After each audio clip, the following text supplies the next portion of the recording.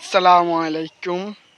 আজকে আমরা প্রকৃতির অপূর্ব সৌন্দর্য দেখতে এসেছি। আমার সাথে আছেন আমার বন্ধু মেহেদি।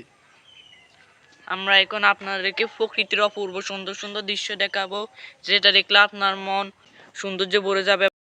তো আমি প্রথমে আপনাদেরকে দেখাচ্ছি গ্রামের জন্য এটা অপূর্ব সুন্দর দৃশ্য। এটা হচ্ছে জ্বালা, এটা কৃষকরা এগুলো রোপণ করেছে।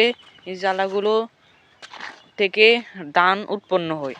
আসসালামু আলাইকুম। এখন আমি আপনাদেরকে দেখাবো আমাদের গ্রামীণ ঐতিহ্য তাল গাছ।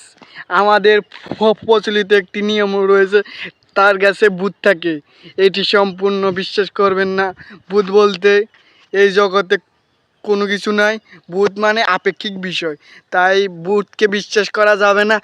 আপনারা যদি গ্রামে থাকেন, এই সুন্দর সুন্দর পরিবেশ আপনারা উপভোগ করতে পারবেন।